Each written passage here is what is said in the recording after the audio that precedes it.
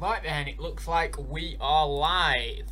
I shall go down into the chat. I've already been having a little bit of a read of the chat. Sub K asked straight away, has Q4 changed? I'm not answering that. You know what I'm like? You know, you've asked me that about 1 billion times, and it's just to get on my nerves, so I'm not going to answer that. We've got Sib K in there, we've got Peter Ray. Peter Ray wasn't first today, actually, which is odd. Jason, although he was a close second, I think. Jason M. Whistle, Adam Kelsey, someone called Jules Lofton says, I think that's how you pronounce your last name, says, how come when I searched for Stephen Hawking, it brought me here? I don't know why that is. When I read that comment before I went live, I typed in YouTube Stephen Hawking, but it didn't come up here, so like I wasn't on the first page or anything. And then she put, this guy has a crazy look, am I gonna need some nerve agent? That's kind of why that kind of proves my philosophy of putting on like weird in your face thumbnails, because it kind of sums up my channel. Like, it's very weird, crazy, a bit different. So I'm actually glad that I think that that's someone new, unless it's someone in disguise, because Bumcrack Picker put, or is that Ryan in disguise? So I don't know. But if that is actually someone new, then that's quite encouraging, because it means that the thumbnails are actually working. People are actually getting my personality straight from the off in the thumbnail, which is really quite cool. But yeah, so I'll go down again. We've got oh my god, it just jumped. Oh god. We've got Jason. Yeah, Jason says hi, Bumcrack Picker. George is in there. Good afternoon, everyone. Shazad is in there. The Caveman is in there. A couple of new people, I think, in here. Hannah Vincent, I think she is new, so that's cool to get a few new people jumping in. Phoebe, Film Fashion Plus, Kirsten, and I think we're about there. A few more people popping in.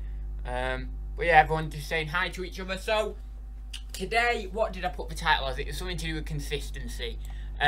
Getting some consistency back. Well, we've all been a bit, in all of the different groups and on YouTube, we've all been a bit up in the air, I think, the last couple of months. Well, not the last couple of months, but specifically about the last month. And what I mean is in terms of sales, in terms of eBay sales.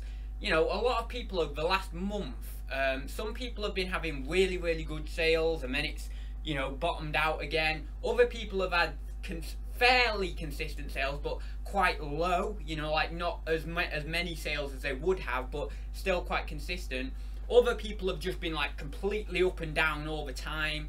And from everyone I've talked to, everyone I've seen post about this sort of weird sales patterns over the beginning of 2018, it's kind of made me think, you know, there's not been much consistency with sales. And certainly in the last week or two, although I've had like a couple of great days, you know, I've had a couple of great days, I've had maybe 2-3 great days, you know, over £200 days, which I'm really, really happy about. There's been like other days where it'll just drop off, and then it'll go back to being good again, and there's not much consistency. So I kind of wanted to talk about that, and I wanted to talk about how I'm going about getting some consistency back with sales. But before I do, I'll just double check the chat, see if there's anyone else jumped in. 1 second. Becky Harrop, can you talk about international shipping? I can do, however, I only do GSP. I don't do my own international shipping. I know that if you do your own international shipping, I think you just put on your eBay listing, like if you select like international shipping or international standard or whatever it's called on the eBay listing, and then you obviously refer to the Royal Mail prices or whatever. I think Hermes do international shipping as well. I think it's like pretty cheap with Hermes, actually. I think it's like $8.99 for a variety of countries, but I think that's up to 2 kilos. But as I say, I don't really do my own international shipping. I've done it a couple of times, and oh my god, I've got burnt with it. I don't know why, but I just seem to have got burnt with it.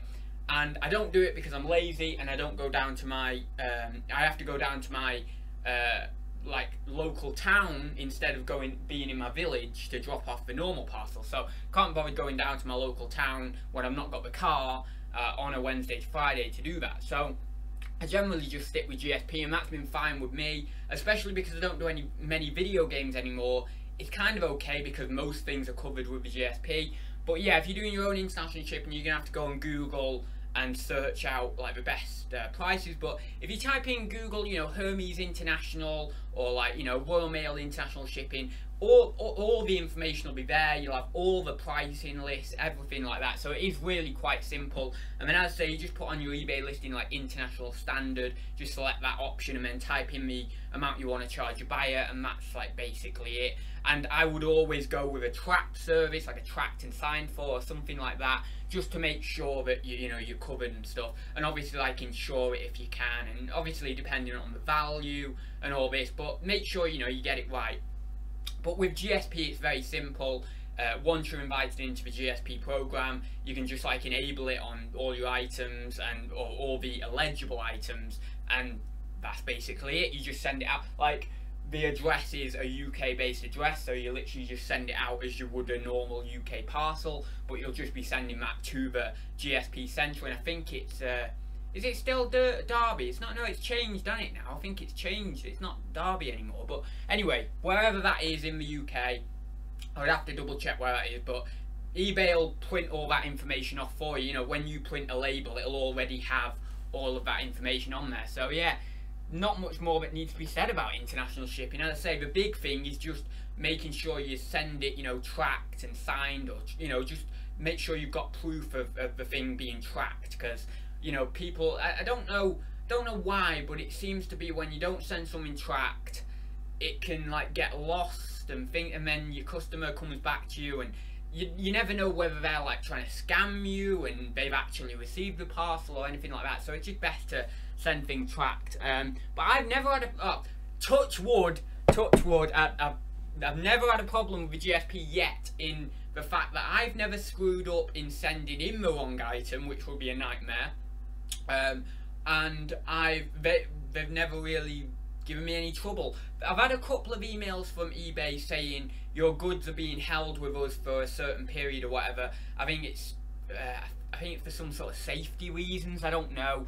But then that's all cleared up straight away. I've not had to do anything myself. It's just straightforward email from eBay just letting me know that that's what's happening, and then they move it on to the customer. So yeah, I did have one minor issue where a woman was, well, I think it was a woman actually, one of the customers was saying that basically she hadn't received it from GSP, and I was stating to her that, you know, you're going to have to take this up with eBay. I'm quite happy to contact eBay for you and try and get some sort of resolution for you. And I don't know quite what happened. It was a few months ago now, but I think I resolved that in the end, and I believe eBay would have given her a refund, because I don't think I'm liable to give her a refund when it's through the GSP, because when it gets straight to the when your parcel is received by the GSP shipping centre, I'm pretty sure that then it's all eBay's dealio. But yeah, I'm quite happy, even, you know, if someone has a problem, you know, at the other end, I'm quite happy to do the work and take that out with eBay, even though it isn't necessarily 100%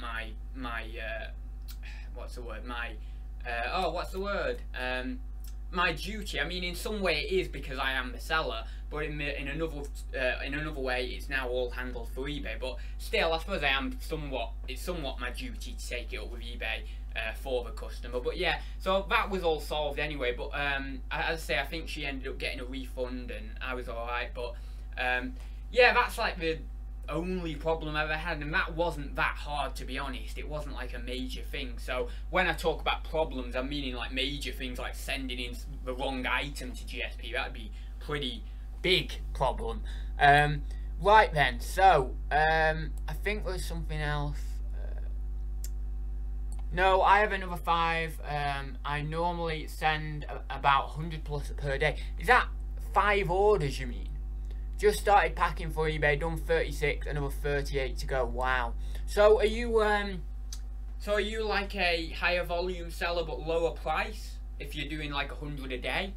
Because I've always been interested in that, like, you know, like maybe selling things for maybe £3 or £4, you know, each, and obviously your postage is not very much because it's probably a large letter, and then just doing volume. I've always been interested in that. It's quite cool, because especially because of it can be quite easy, you know, like if it's one item or you've got maybe a few items on and you've just got, you know, just large letters, you just order more quantity of them and then you just buy a load of like Jiffy bags or whatever. It's quite easy, you know, but at the same time, I suppose you are doing a lot of volume, so yeah. Right, we'll just check up the chat again. Fake Rachel's in, hi there. Can't stay long, taking kids to play area. You're all welcome. You are all welcome. Oh god, what's I done here? Nearly blocked someone then. Oh no, the chat's going weird. One sec. Where is it? I find the best way to get some consistency back is to eat more fibre. Oh, that is great. That is so funny. Right, so yeah, that leads me back to my point actually that I was making before talking about international shipping. But basically, the way I'm getting consistency back is on Sunday. I actually put up 20 auctions, so 20 auction listings. On Friday of last week, I went to go and get some more stuff from someone I've got loads of stuff from. He's basically been clearing out his loft and just, you know, basically giving me first grabs on the stuff. And I got some good stuff, and I thought to myself, you know what, this stuff, some of this stuff is quite good for auction, and I do need some consistency. So yeah, buy it now, you can have consistency, you can price, you know, fairly competitively and get it out the door within a couple of days. But you know, on some items I'm quite good at doing that, but on other items my pricing, you know, on some items I'm really good with my pricing, but on other items I can sometimes get it a little bit wrong, and even though I'm trying to be competitive, sometimes the item doesn't sell very fast anyway for whatever reason. So I thought to myself, I'll whack on a load of auctions on Sunday.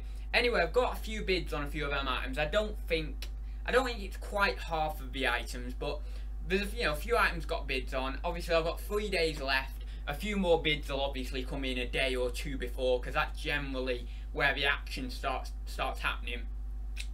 But certainly now I'm up to about £100 on those auctions that finished on Sunday. So obviously, along with buy it now sales on the Sunday, that will help. So although it's not necessarily complete consistency, because I'm getting like all my sales on one day, I'm at least getting consistency in the sense that I'm kind of trying. I'm upping that sale price. I'm kind of upping the amount of, let's say, guaranteed sales in a way I'm getting. Not all the auctions are going to sell, obviously, but the ones that have bids are going to sell. So they're kind of guaranteed sales, unless I get some sort of cancellation.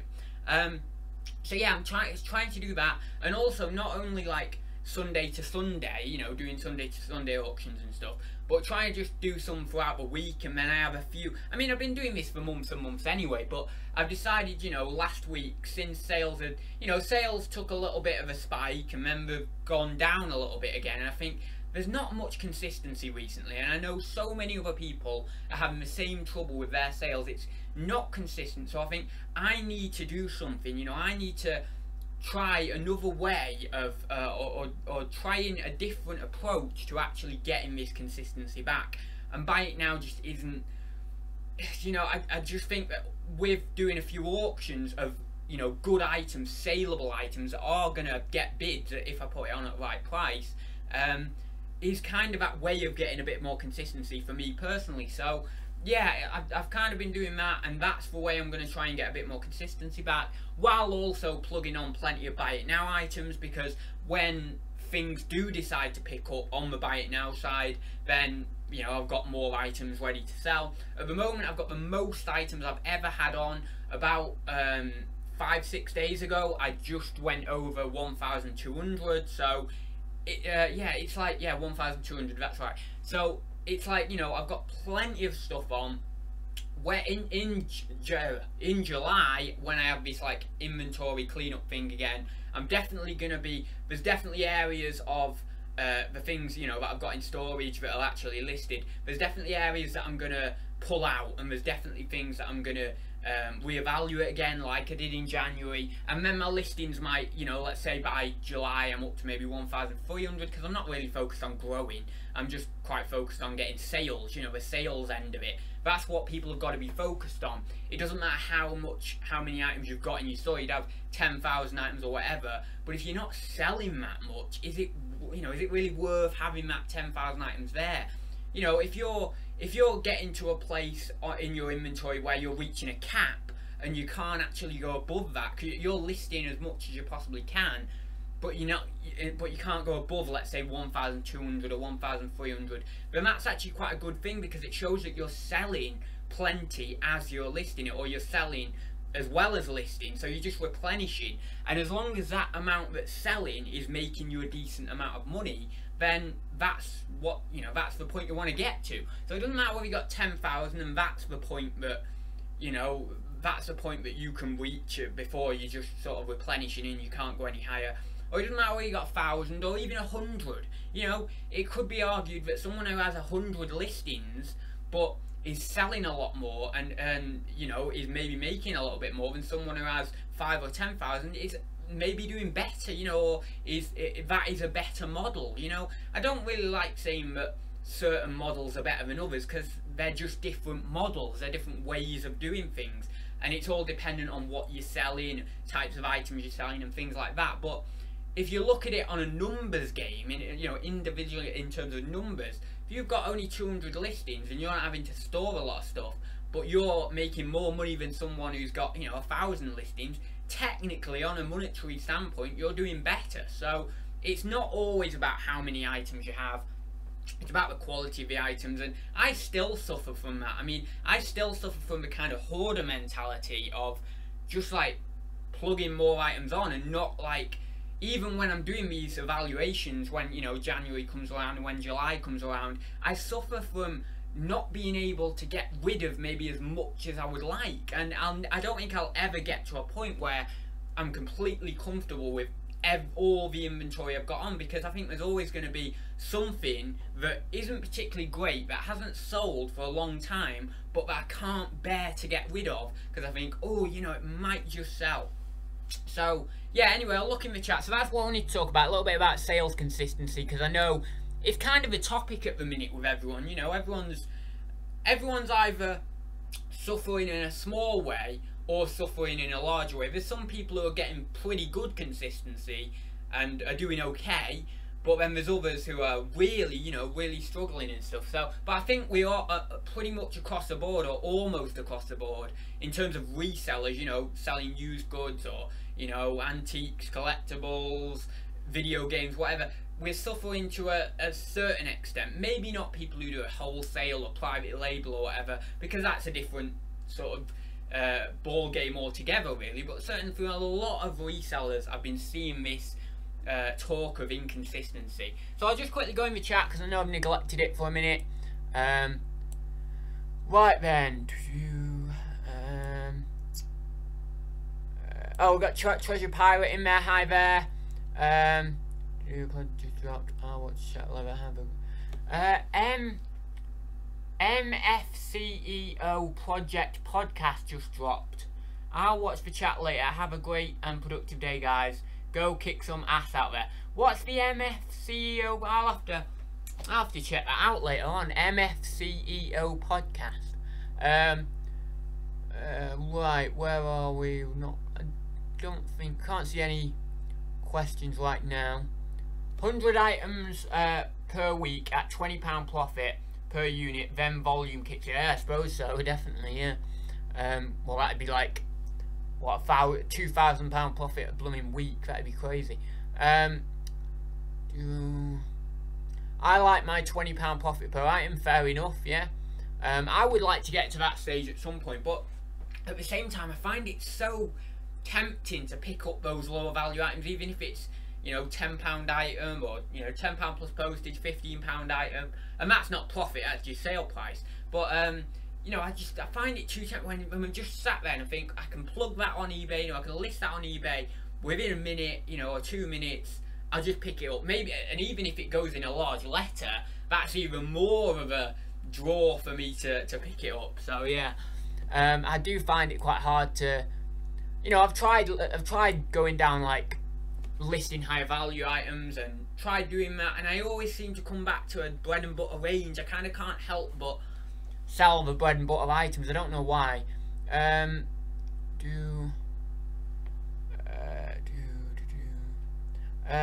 Didn't realise you're sub to ads, Jimmy. Who's Jimmy? Oh, Jimmy Retro. I think that's who we were talking about. Well, I'll go down and see if I can't. You're not having consistency because... Oh, God, here we go. You're not having consistency because Q4 changed and you're unwilling to acknowledge it. No, I talked about that in a video ages ago for ages and ages and ages, so I'm not talking about it anymore. Are there any reseller YouTube channels that have sponsors? I don't think in the UK necessarily. I've looked into it. Well, not into sponsors, but not sponsors specifically. But you know what I've looked into, like whether well, actually, this was something that my mum had the idea, so I can't take credit really. But she said, you know, couldn't you like partner up or like ask a packaging company or I don't know what else she said, like some sort of company that would like give me free supplies or whatever it is, and then I obviously get the free supplies, I review them on here, or I give them, well, I don't know, that is sponsor, isn't it? Yeah, that is a sponsor. Yeah, that's what I'm doing. Yeah, I don't know why I said it wasn't a sponsor, but I have thought about doing it, but at the same time it's like, the weird thing is, right, I have ads running on this channel and I have Amazon associate links below it, and to me mentally that seems fine, right? It seems like that's fine, I'm just making a bit of money off that, I'm putting my time into YouTube, it seems fine. But then when I think about a sponsor, like a paid sponsor, I don't know why, but I think that that's a little bit more wrong, not necessarily immoral, but just feels a little bit more wrong than doing just the ads on YouTube or the Amazon associate links. Now, you can call me a hypocrite because that's what I am, because I don't have any control over the ads that are placed in front of these videos, right? But if I had a sponsor, I would have complete control. I could go to their company, I could check it out, I could make sure that I 100% think that they have top-notch quality products before I even show them to you as a review, and maybe get paid for it or maybe get free supplies. So I don't know why I have this little weird thing in my brain that says it's a bit dodgy or whatever. I don't know, but I've not got a paid sponsor. Will I have one in the future? Probably unlikely. I don't particularly like the I think it's the feeling of they're kind of I think this is it, yeah. Like, they're kind of watching what I do on YouTube, and they're like, if you don't say a certain thing about their product in the right way, you're gonna get cut off from them or whatever, or not get paid from them, or not get any supplies from them or something. But I think it might be that I don't like. But no, I haven't got a sponsor. As I say, I've thought about it a little bit. I don't know of anyone else who's got a sponsor. I don't think any of the UK guys have. I don't know about American guys because I've not watched a lot of the American guys for a while. I know that Craigslist Hunter is blowing up. His channel's like blowing up at the moment. He's getting crazy amount of views. I mean, he was big a few months ago when I was watching him regularly, but now it's crazy. It's getting even more views. But I don't know. Maybe like certain people, certain YouTubers have you know, promoted a product one-off, but I don't know whether anyone's got like a regular sponsor or something. But it is quite interesting, and it is obviously something that I would like to look into as well, because it's another kind of revenue stream. But at the same time, I just don't know, just something feels a little bit like off about it to me as well. Like, you know, maybe it's selling out, maybe it's that kind of feeling of like, oh, are you selling out kind of thing, or you're handing yourself over to the man or something. I don't know. It's like, this channel is mine right now, and if I had anyone like a sponsor or something, I just wouldn't feel it would be completely mine. I get a lot of email, well, I don't anymore, but I used to get a few emails about basically, like, well, I got one the other week actually, but it's basically people approach you from like social media marketing companies and things like that, and they say, we've got this platform, we can basically turn your YouTube channel into a super amazing YouTube channel, and we can do this for da-di-da-da. And then there's a load of small print, you know, we give you like a big spiel, and there's a load of small print in there, and you end up having to give them like 40% of your AdSense earnings, and they're gonna supposedly like guarantee that your YouTube channel is gonna take off or whatever. It's not directly a scam or anything like that, but it's just like a bit, you know, they're just trying to get money off you, and you've got to put in the hard work anyway, because you have to go out and do the thumbnails from the tools that they're going to give you and stuff, so you end up still having to do the work. So I looked into that and I was like, yeah, but it's not worth it. I can grow my YouTube channel. Like, I could, funnily enough, I was thinking about this the other day, and I was going to say this on Thursday Talks, like, I could completely sell out. Like, right now on my YouTube channel, I could completely be a mainstream YouTuber. I could do all the things that all the mainstream YouTubers are doing. I could do all these like jump cuts and things like that, and then reviewing like funny products and stuff. I could do that, and I really don't have any doubt that I could get quite a few more views than I currently get. But I won't ever do that, because this channel is about me. It's about my personality. It's about reselling, and that's why I won't want, you know, that's why I won't do that, even though I could get a lot more money from the channel doing that. Have I thought about maybe doing another channel on certain different subjects? Well, I've not only thought about it, I've tried to take a little bit of a route of doing that, but I never really did it in any way, because I didn't have, it kind of felt in a way like I was selling out. I never really did many videos on the on any of these other channels, but kind of felt like I was a hollow version of myself compared to this channel, where I am myself, you know, and it is very much the ads experience, and it is very much me. So yeah, I don't know. Anyway, I've rambled on that about half an hour as usual. So yeah, right, let's go down, because I know I'll have missed out a few questions here. Right, let me go up. I only watch Steve and Steph, I like Steve and Steph. They're kind of like, it feels like Steve is kind of like a grown-up version of me somewhat. I don't know why, I just kind of feel like that, but yeah, I've always liked watching their videos. Bonafide Hustler, I've not watched in ages. I'm not with Bonafide Hustler in ages. Margaret, again, I've dipped in and out of her videos, but it's just, there's so many people to watch, and a lot of these US resellers are doing like quite a lot of videos. Like, they'll do like one a day, you know, maybe 4 or 5 a week, something like that. Like Waking Profit, he's doing loads and loads, and all power to them, because obviously they understand that YouTube is really just about getting a backlog of videos. Once you've got a backlog of videos, like, here we go, I'll give you a circumstance. I have 462 or 463 videos. Now, about 20 of those are privated, so no one can view them. But because I had, on this channel, I had a few videos before I started doing reselling that were on other sort of making money online topics, so it didn't really fit in with the channel, so I just privatized them, but I've not got rid of them or anything. But basically, if you just say this, right?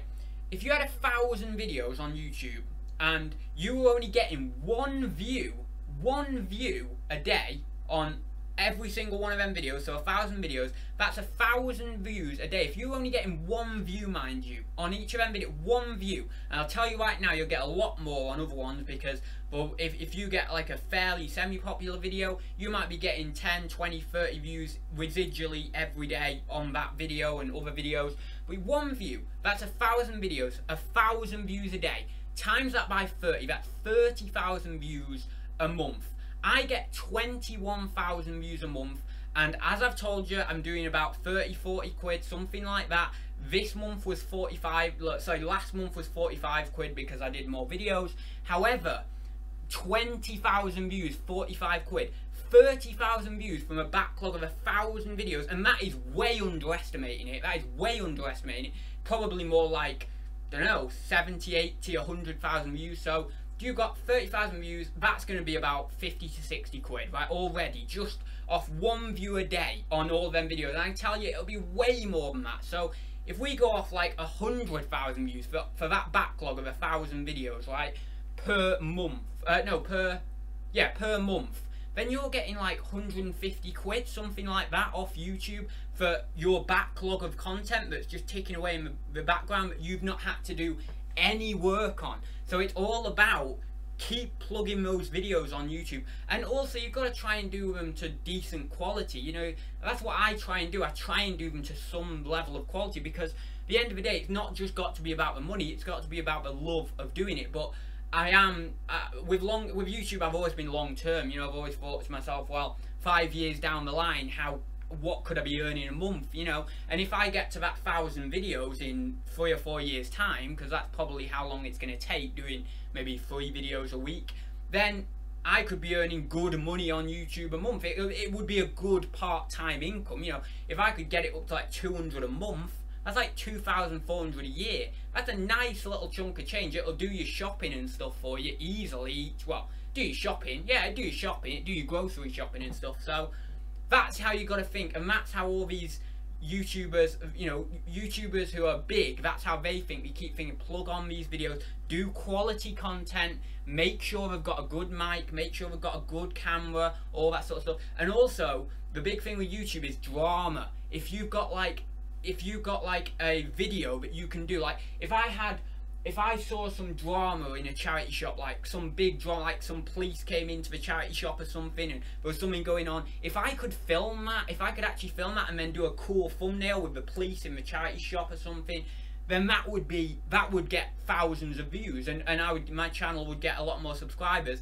that are based around my own niche, which is reselling. So it's, yeah, there's loads of these different things, but it's very, very easy kind of doing YouTube, but at the same time it's very, very hard, because once you think you've got a video that's really, really good, you have to do another one that's going to do better than that video, so then you're kind of locking in those subscribers. Because if you do a really good video and it gets 10,000 views, and then your next video is absolute crap, all those people who have subscribed and come over to your channel for that video will then just unsubscribe, because they'll be like, well, I thought it was going to be like this video, whereas it wasn't, it was like this video. So it's like really easy, but then really hard at the same time, because you've got to get this like real balance right. It's very, very hard, but it's very cool. And obviously, you know, I absolutely love YouTube. You know, I love learning about it. I have so much passion for it, and that's why I continue to do it, even though I'm like not on any sort of amount of money. I still have this hopeless optimism that in 10 years, in 5 years, in 20 years, I'll be making good money with it. And I will not let anyone say I won't be, because if I put the work in, I know I will be. I mean, I never even thought I'd be on like 40 to 50 quid a month or 30 to 50 quid a month. Never, like 2 years ago. So yeah, I mean, it only grows from here, really. So anyway, that's enough rambling on YouTube. But you can see I spend a lot of time on YouTube researching about different things and stuff. Make sure YouTubers have good PCs. I know. I need to ring them today, you know. I emailed them the other day, not a dicky bird, no response. I emailed them on Tuesday, I think it was, and yeah, nothing. So, and my PC is getting worse by the day. I tell you, it's just getting worse by the day. So I'm gonna ring them after Thursday Talks, actually, and I'm gonna basically be a bit firm with them and tell them, look, it's basically been 2 weeks over the time. It's tomorrow, it'll have been 4 weeks, and thing is, there's no like set time limit with it, but they said like it can be around 2 weeks, but if you don't get this expedited delivery, it can be longer. But it seems very relaxed, you know. It seems like there's not really much structure there. But then again, my friend Ryan, he got his PC from this company, so I do trust them. You know, his PC is absolutely amazing, and it's like 5 or 6 years old. So I do trust this company, because obviously Ryan trusts them. So, you know, I don't have a problem with it, but at the same time, you know, it's a bit annoying it being so late, really. How's the cabinet ads? I did tell you, didn't I, last week, that I made a profit last month, and I didn't actually include him in Thursday Talks last week. I know that people will have been wondering, did that include petrol to actually get to the centre? Did I work that out in my profit? I did work that out in my profit. I worked out petrol, I worked out cost of goods, and I did like semi-work out my time. However, it's not really worth my time. Even like if I calculate my time into it, it's not really worth it. Even on that month where I did pretty decent. However, I've not been back down in the last week or so. I think I went down on the 3rd of March or something. So I've not been back down in the last week or almost 2 weeks now.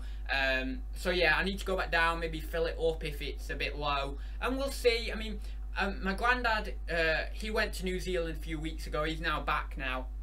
He's now back now. I said now twice, but he's back now. He came round yesterday, and I was talking to him about it and stuff, and he said, well, when did you get the cabinet? And I said, well, it was September 1st. And I said to him that I'd heard from various different people, actually, that these antique centres, and I heard it from some people who are actually, in the antique centre, who have booths and cabinets there, do better in the summer. And obviously you would think that, because people on a summer's day or whatever will go down to Blakemere, because it's like an event centre. It's not just like one thing. There's like loads of different things there for families.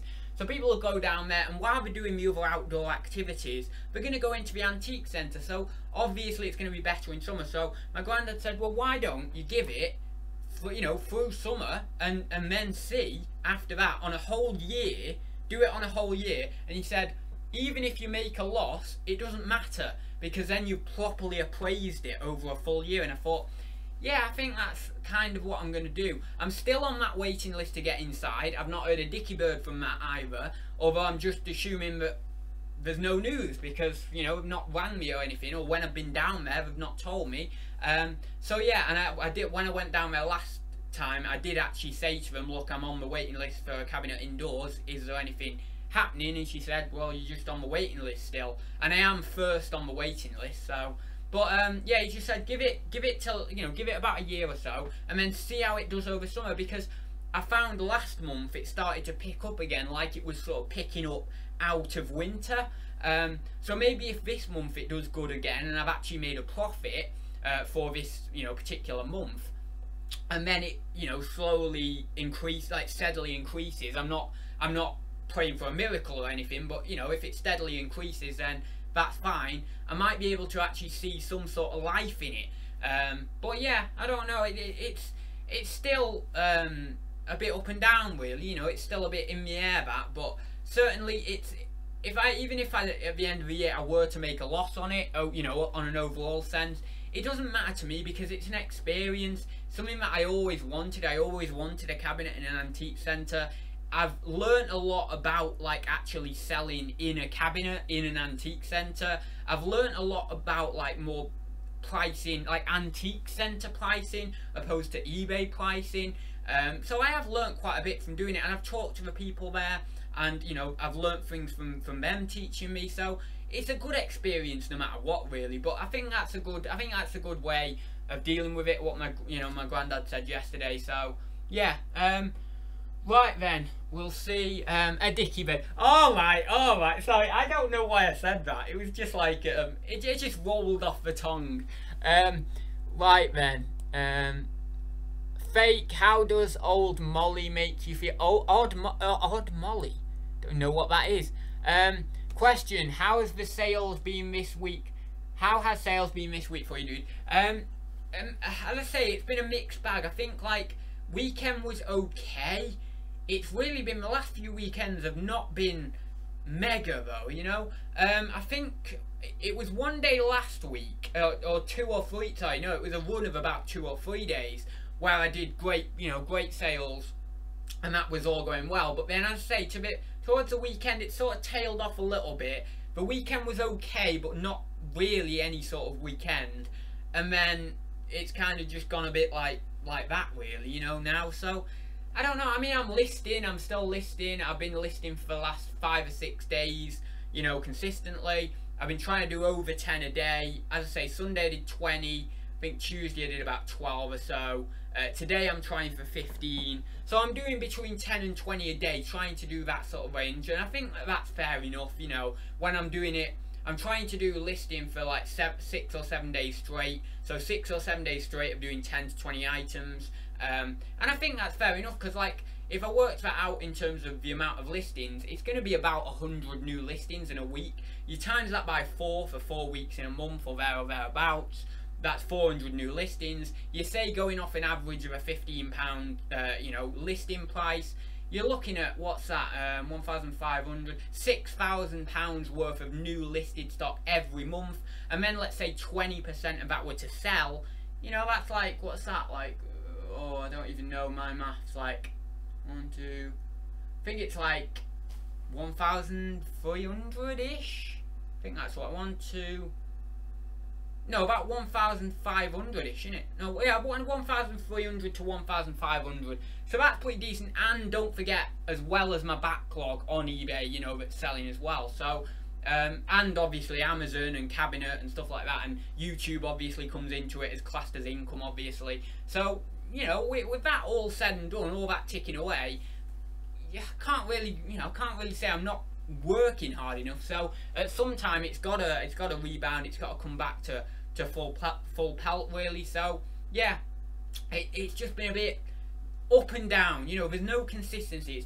It's just one day's great, next day meh, you know. And then there's been a few days where it's been fairly consistent, but I'm not used to this because all of last year I had pretty decent consistency. Okay, yeah, there was the odd day where it wasn't that great or whatever, but most days were pretty consistent, to be honest. So it is a bit weird. But one thing I am maybe putting it down to a little bit is that I've not got as strong an Amazon FBA inventory as I had last year at this time. So that's going to have an effect. It is going to have an effect, obviously. So maybe I need to put more focus on that and just try any way I can to get more stock from that. I've actually got some stock, some books coming from the auction. I did an auction yesterday, and I've got 18 boxes of stuff from that, but mainly eBay stuff. But there is a couple of boxes of books that I know for sure there's a few Amazon FBA items in there. So, you know, I'm trying to up my game with Amazon FBA a little bit if I can try and find those items. And I've got my first outdoor car boot on Sunday, so I'm really excited about that. So hopefully I'll try and find some more FBA items at the car boot specifically, because I have so much eBay stuff. I honestly have too much eBay stock, you know, unlisted stock. But it's Amazon FBA where I've said the last few weeks, you know, I've been very consistent with saying that it's struggling for me. So I do need to definitely up that side of things really. And because eBay is not having a lot of consistency, along with the fact that my Amazon FBA inventory isn't that strong at the moment, it kind of falls in on itself like a disaster. So at least I need to do something with both of them. I need to try and get them both back up. But eBay's not so bad. I'm plugging away with eBay. That's fine. I just need to make sure that it is going to actually come back at some point. But Amazon, I definitely need to get on it a bit more. Right then. I heard Ads once said he was going to start a fight with Tom the English Picker and slap him with a Game Boy. We need a response. I never said anything to do with that. What the hell? Slap him with a Game Boy? Oh, you're just trying to... You're a stirrer, Rachel, you are. Trying to stir things up. Right, where are we now? Oh, have we only won 34? Oh, I thought we were more than that. God, I tell you what, I can talk, can't I? I must have fit in about 2 hours worth of talking in the last half an hour. I don't even know how I do it, honestly.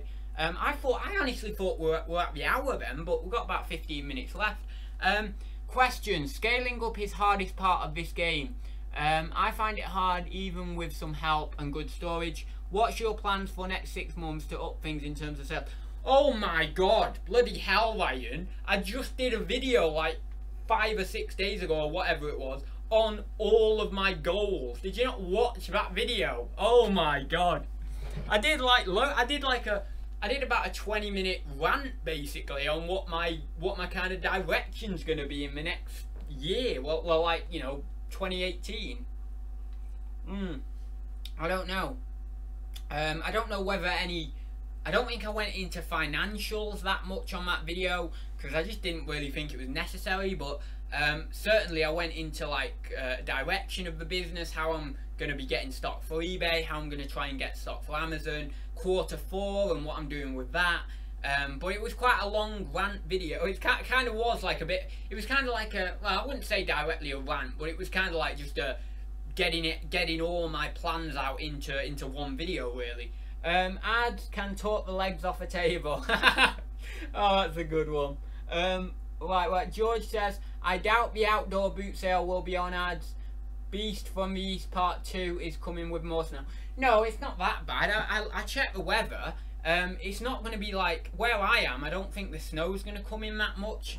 I think it's like, well, of what I saw on the weather, it's kind of the very, very far south that's going to get some sort of band of snow. I mean, I'm not a meteorologist, but what I was looking at the way is that like sort of far south, but we are going to get very, very cold winds again, or quite cold winds. I don't know. I'm hoping it's on. I mean, if it's hard, even if it's hard standing, well, if it's hard standing, it might have a better chance of being on than if it was just grass. But I think it might be a hard standing one, which might give it a bit more of a chance. But I hope it's on. I bloody hope it's on. I'll probably just end up go down there anyway, even if it's not on. Just like I'll be sat in the car like, oh damn, I wish it was on. I wish it was on. I just go down there just because I really wanted it to be on. I don't know. I need the car boots. My God, it's been such a long winter. Like, you know, I need these car boots to return. I'm so ready for it. You know, I mean, I've gone to the indoor ones. You know, they're all right, but it's just we don't hold a candle to the outdoor ones. I mean, you know, when you go down to the outdoor ones, it's all like, yeah, it's all like open, it's all like lovely, especially on a lovely sunny day, loads of cars there, it's all cool, you know, there's plenty of people there, you're digging in, you know, diving in and out of different, you know, different soils, and oh, it's really cool. It feels very open and very, well, kind of, the weird thing is, it feels relaxed and stressful at the same time. But well, I wouldn't call it stressful, but relaxed and what's the word? Like not stressful, but the good version of stressful. Like you get an adrenaline from it. So like it's not stressful, but you know what I mean. It's like high powered. That kind of word. So it's like it's relaxed, but it's also high powered at the same time. So like. I'll be relaxed doing it, but then it'll be quite high powered. So I'll be going around like, yeah, this is great, and it's awesome. And I feel quite relaxed doing it and picking up the stuff, but at the same time, it's high powered. And also, when you first get there, it's like mega high powered, and then it slowly, gradually slips into that relaxed kind of, you know, a lot more relaxed atmosphere. So I really like seeing the change at a car boot sale as well. Going from loads and loads of dealers all going round at, you know, half 5, 6 o'clock, half 6, 7, to then maybe 9, 10 o'clock where you see this lovely change occur where it's all just little bits of general public flowing in and, you know, relaxed, and you're just having a chat to the stall holders, and I don't know.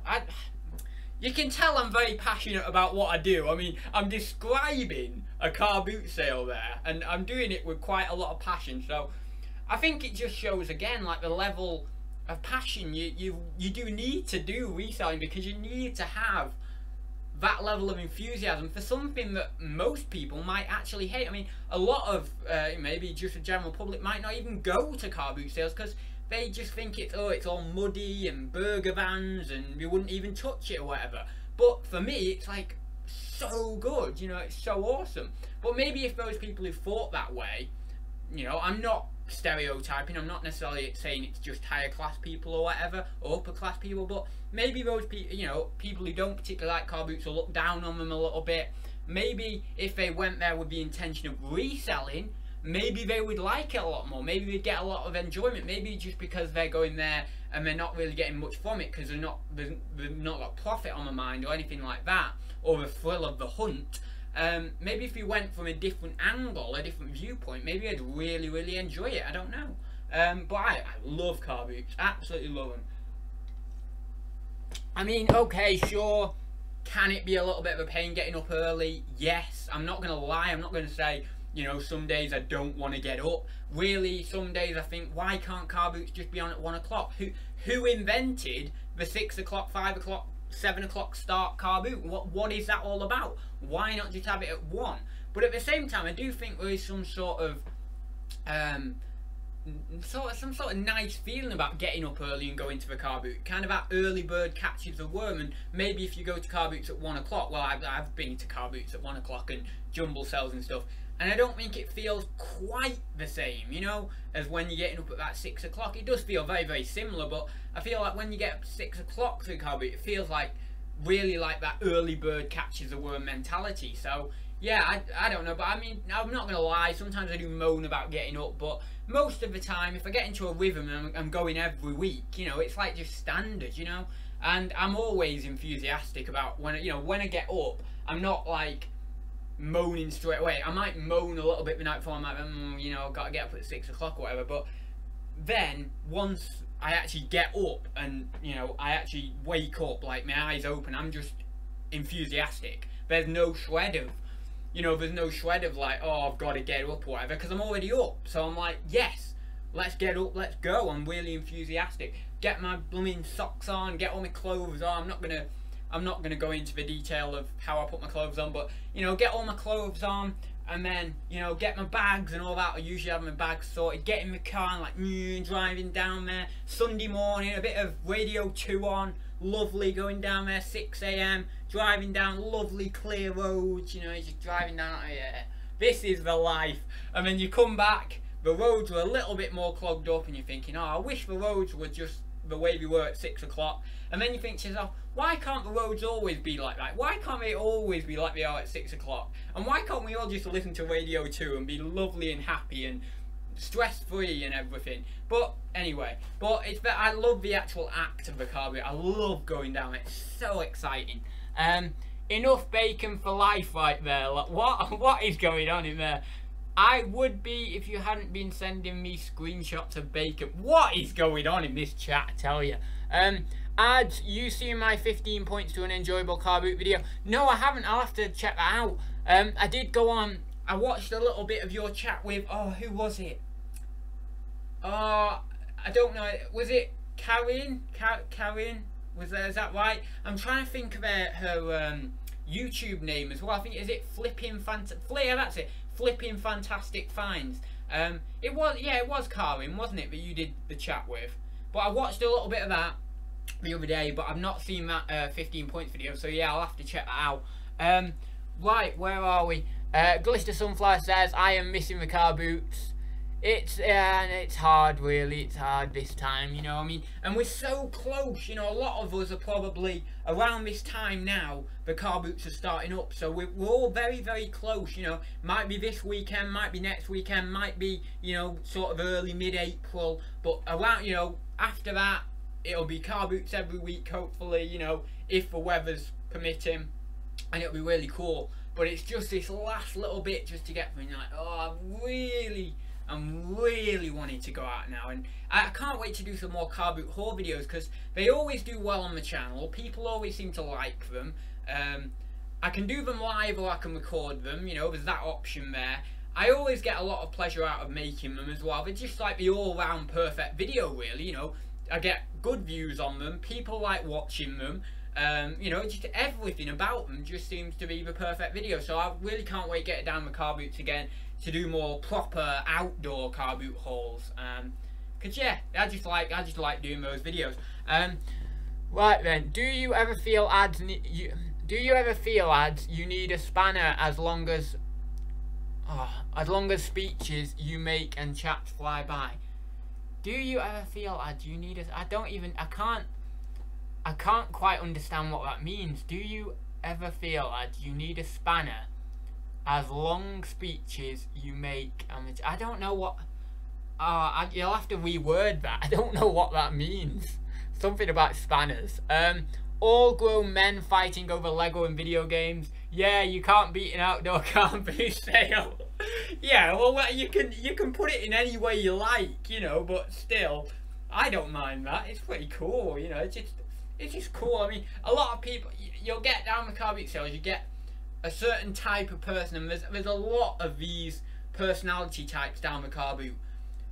Very forward, very bold, very, you know, in your face, but in your face in a fairly okay way most of the time. But you'll get, you know, I mean, some idiots who are like proper in your face and will be backs of cars and like chipping everything out and rooting through people's items like crazy and just like not giving them a fair price or whatever and totally ripping them off or whatever. But you know, generally the type of people at boot sales who are like dealers are very, very bold, charismatic, you know, sort of maybe even a bit firm types of people. They're kind of the people that I see, you know, quite bold. I mean, there are also other dealers who are quite timid and quite quiet, but I would say I fall in between. I wouldn't say I'm like big, bold, charismatic, talk to anyone down there. You know, I wouldn't confess that I'm that type of person or that confident, but I'm kind of somewhere in between. I'm not completely quiet or timid. However, I'm not mega big and bold, but I mean, I'm somewhere in between. But you kind of get that, you know, you've either got your quiet, timid dealers, or you have the big and bold dealers who are, you know, talking to everyone, trying to make a deal, and they're maybe even making deals with other resellers or dealers down there. And yeah, that's kind of two types of dealers, really. That's kind of what I see anyway. And as I say, there's a few people who fall in the grey area, but, you know, a bit of both. But I kind of do see, and it's always, I'm not trying to be rude or anything, because I fall into this category, but it's always people who dress in either the same things or very, very similar things. It's not like you get a lot of dealers who go around and who are dressed in, you know, lovely things, and who, you know, are dressed in something different every week and everything. It's generally people who have the same scruffy jackets on, maybe the same shirt or whatever, or t-shirt or whatever,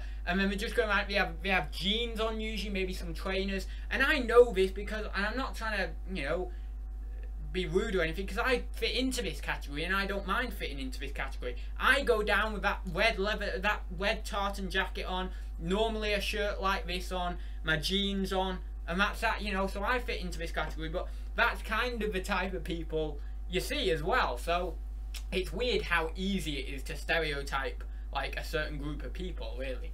It's kind of really easy to do that. But that's kind of how it is, you know. That's kind of how it is. It's very weird because stereotypes in some way actually hold some weight in certain situations. Like, a lot of the time a stereotype is a bad thing in terms of, like, you know, you're stereotyping someone like an older person who doesn't know how to use a computer. That's like a bad stereotype, because there might be hundreds of older people out there who do know how to use a computer. Actually, both my grandparents know how to use computers, or both my granddads know how to use computers. But then there's like other stereotypes that like pretty much everyone or a lot of the group ends up fitting into. But I suppose that's how stereotypes are actually made, because someone's making a judgment or making an observation on a group of people who are looking pretty similar or doing similar activities. So I suppose that's how a stereotype is actually formed in the beginning. But no, that's generally what I see, like, with personality types and actually what people are wearing and stuff down there. But I love socialising. I love socialising with the other dealers, and if you're not socialising with the other dealers, like, I think you need to socialise with them, because not only is it's not about like making money with the other dealers. That's not what it's about. When you're socialising with the other dealers down at the car boot, you're actually socialising with like-minded people. Like we are all on here on YouTube, we are all resellers. Basically, it's just like YouTube or Facebook or whatever, but actually talking to people in the real world. So it's kind of like we're meeting people from these groups or whatever in real life, you know, just other resellers. And I really like to talk to the other resellers, because it gets you a grounding for kind of what their business is about, what they're selling, how they're doing, what sort of other car boots they're going to, because sometimes they're quite happy to let you know, I'm going to this one or whatever, and they might even say, follow us on from this one. And you get to know other car boots, you get to know, you might make deals with them, I'd say you might make money, you might be happy to do a deal with you. But also it's just that, like, socializing with like-minded people and just talking about eBay or Amazon or whatever thing they do, and I love talking to the other dealers. I don't talk to loads of them. I have a couple of dealers that I see. I have a couple of subscribers that I've seen quite often at the car boots actually that I have a chat to, but it's really, really nice. You know, it's like I suppose a reseller social in a way, really. Yeah, a car boot. Yeah, that's right, isn't it? Because like a car boot is like a reseller social. It's like going to a pub, but it's not a pub. It's a car boot, and it's full of resellers. It's like a car boot is like a reseller's pub in a way, because you're socializing with like-minded people. It's quite odd to think about that actually, but that's kind of what it is. If you think about it, like that is actually what it is, just without the alcohol, without the chairs generally, and just, you know, you're socializing with other like-minded people rather than just people down your local pub, you know. Well, I'd love to take a seller home, check her tat out, you know what I mean. What is this? Why at the end of the day? Why at the end of the day does like no, not at the end of the day, at the end of a chat, why does it get really weird? Like I just don't get it. Well, anyway, I'll go in a minute because it's just gone past the hour, so I'll have to go in a sec. You offer more money infinite. Question, I'll do this last one. When looking to get a deal but the seller is hot AF, oh, that's where the thing came from. Do you pay more to show you're not scared to pay up for things? No, why?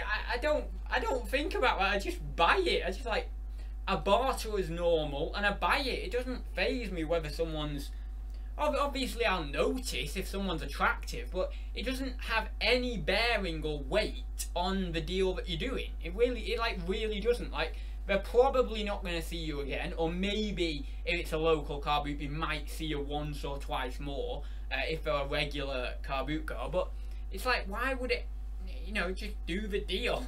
That's a really weird question. Why would it matter the attractiveness of someone in terms of doing a deal for an item to sell on or whatever? It just doesn't, you don't need to pay up. I just do a deal like I normally would. It wouldn't be any different. Right then, I think I'll go, because honestly, I know I've probably missed questions. Oh, Jimmy Retro says, super chatted, because you rock the flat cap. Very nice, thank you very much, Jimmy. You know, I've not had a super chat in ages, and that has actually made my day, because I see everyone else getting super chats, and it's so nice to actually receive one myself, and it's so nice that you've said about my flat cap as well. I actually got this off my friend Daniel for Christmas, and you know what, I've probably worn it like 3 or 4 times a week, literally 3 or 4 times a week since Christmas, because I absolutely love it. It's actually a Harris tweed one, and it cost him a lot of money, so no wonder it's actually really nice. I'll give you a quick glance here. There it's lovely, but I think the I don't know, it does look like the green, I don't know where you can see that, but no, you won't be able to see that, but the green does look like it's fading a little bit from it. But yeah, anyway, I appreciate that super chat. Thank you very much, Jimmy. I just quickly got, glad I scrolled up there actually. Add painting a picture of a world that does not exist. What do you mean? I was not painting a picture of a world that does not exist. I'll be down at that car boot this Sunday. We'll say hello once the rush to overpay for the usual generic items. No, well, what I meant by the actual... Oh, there's no one at the door, is there? I don't know, there's a van parked outside, but no, what I meant by actually talking to other resellers, I meant like after the rush. I don't mean you just stand there for like half an hour while everyone else is grabbing stuff. I mean you do the rush, you get all the good stuff and everything, and then you have this like tiny little period of a few minutes where you might cross paths after it's died down a little bit, and you just stand and chat for a couple of minutes. That's what I mean. I don't mean like you get there and then you just all the resellers are just stood around like some sort of like weird King Arthur kind of round table, and they just sort of stood there like, oh yeah, so what do you sell on eBay? You know, I don't mean that, but you know, it just at the end of the car boot, or when the rushes died down. Oh no, I think it's the next door, that van. So okay. But yeah, once the rushes died down, then I do it. Anyway, I'm not going to answer any more questions. I'm sorry, I've probably missed your question, so if I have, as I say, I apologise. It's very, very hard to keep up with the chat.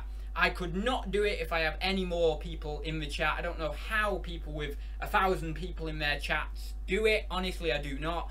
But yeah, I apologise if I missed any questions.